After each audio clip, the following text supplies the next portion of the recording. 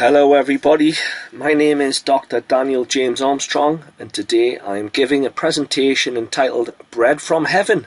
Does the word reference counterfeits? Well, I think you may be able to anticipate that my answer is yes. I'm going to show you what I believe the Lord to teach us about counterfeits in His glorious word.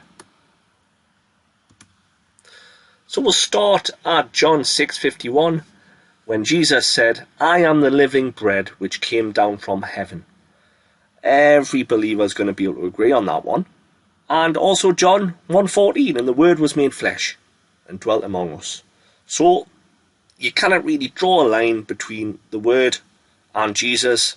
I don't quite understand how that works across dimensions or what have you, but it's the perfect truth. The word was made flesh, and Jesus is the living bread. So these are the foundations of our teaching today. And in Matthew 6:11, we are commanded by Jesus to pray in a certain way, and one of the lines gives us this: "Give us this day our daily bread." So it means His words, right? I'm sure we'll all agree. And if we just think about a day in the context of daily, which is one day amongst a year of days, one could say, we've got the numbers 1 and 365, and if we apply a simple equation would that divide these numbers, we'll get a very small number: 0.0027 books of the New Testament, 39 books of the Old Testament, 7 perfectly sealed across the 26 letters of the English alphabet. Just a coincidence, Daniel, just a coincidence. Well, the Lord showed me this on the same day that He showed me this. The Planck's constant, which is a fundamental constant of the universe, it concerns a quanta of energy, the smallest package of energy. So it's the smallest measurement in the known universe. And, well, I'll just say that this gives us 66 books across the 26 letters of the English alphabet, perfectly sealed. And if you want to go a little bit further, 1-5 is 555, which is the number of times Christ is mentioned across the New and Old Testament, the 66 books. And we are all aware that we are commanded to not live by bread alone, but by every word that proceedeth out of the mouth of God, in a command that's echoed, or we'll get a further testimony in Luke 4:4 and Deuteronomy 8:3. The words of the Lord are pure words, as silver tried in the furnace of earth, purified 7 times. Thou shalt keep them, O Lord. Thou shalt preserve them from this generation forever. So I'm going to expand upon this preservation and introduce a line of teaching that isn't, I would say, isn't mainstream. And it's concerning this. So it's Matthew 9:17. "Neither do men put new wine into old bottles, else the bottles break and the wine runneth out, and the bottles perish. But they put new wine into new bottles, and both are preserved." So yes, I'm linking preservation of God's word with this verse. And to expand upon the understanding more, we'll go to the top of the Pilcrow, which is the beginning of the thought, and this thought runs from Pilcrow to Pilcrow, includes 4 verses.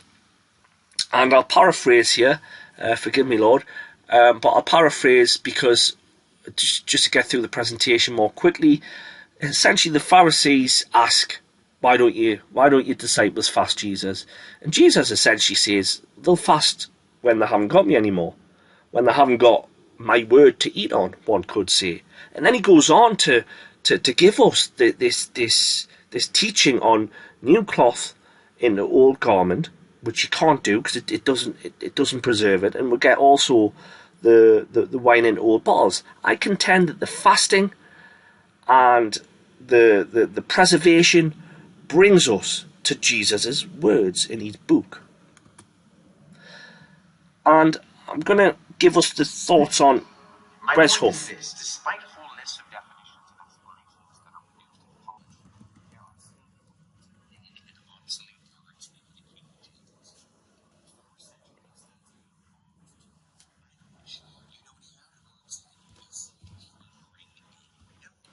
Wes Huff thinks that the King James Bible Let me just pause that. How do I do it?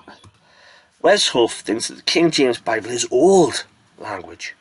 It's really old language. He goes further and he says it's dead language. I mean, it's not dead. They're less in use. I read these words every day. So certainly not dead. And his word endureth forever. But I want to draw attention to this old sentiment about the language. Wes Huff and his brethren in the counterfeits contend that you need new language, new English. And the other opposition that these guys make to the King James Holy Bible is that in 1611 they didn't have the really, really old manuscripts, the shreds found in caves later on. So are you saying it here, that there's a hypocrisy emerging? He says he wants the new English together with the oldest manuscripts, old into new. Satan makes a mockery of these guys, and I'm going to send this to Wes, and I hope that he'll appraise it for himself. But the opposition to the King James Bible is the old into new teaching that Jesus makes. And there we go. The textual criticism is all about finding the oldest fragments, hardly preserved. And I believe that this interpretation of old into new is represented in Joshua chapter 9. In Joshua chapter 9, Joshua's had a lot of success against Ai and I think another city. And some of the local kings get wind of this and they say, oh, well, we'll see if we can make peace with them. And they devise a scheme to deceive Joshua into thinking that they've come from very, very far away and therefore are of little concern to him and his kingdom expansion. And the way in which they deceive Joshua is to bring old bottles, old clothes, and old bread. The elements of things that relate, one could say, to God's word. And because Joshua believes the men, takes them on their old victuals, he doesn't ask God. He doesn't ask of the mouth of God. He doesn't seek God's words. And ultimately this means that they fail to fulfill the Lord's commandments in wiping these tribes out. So coming on to the manna part of the teaching, we get the first reference of manna in Exodus, and I think it's interesting that we get this description of manna. It's the second mention of manna, and the house of Israel called the name thereof manna, and it was like coriander seed white, and the taste of it was like wafers made with honey. And certainly that's my experience of God's word. And interestingly, Exodus 16:31, 31 is the 11th prime number. And we know that manna is referred to as bread from heaven from John 6:31. And again, we get another 11th prime. So we kind of have a 1611 coded here. And I made a brief presentation on butterflies yesterday, and I included this one because I had the word gold in. So we'll get in the verse address for Psalm 19:10, where the words God's judgments are compared with honey and honeycomb, just like in Exodus 16:31. If we rotate that, we'll get a 1611 encoded there. So this is the essence of the teaching. It comes from Numbers 11:4, which describes that the Israelites loathed the manna from heaven, the bread from heaven that the Lord sent them. They loathed it. And I'll just quickly read through this. And the mixed multitude that was among them fell a-lusting. And the children of Israel also wept again and said, Who shall give us flesh to eat? We remember the fish which we did eat in Egypt freely, the cucumbers, the melons, the leeks and the onions and the garlic. But now our soul is dried away. There is nothing at all beside this manna before our eyes. They loathed it. And the Lord heard them murmuring against him, as he invariably does, and he came up with a way to satisfy their lusts. And he sent a wind, brought quails from the sea, and they had so many that when the flesh was yet between their teeth, and they chewed on it. The wrath of the Lord was kindled against the people, and the Lord smote the people with a very great plague. So they had what God had intended to give them.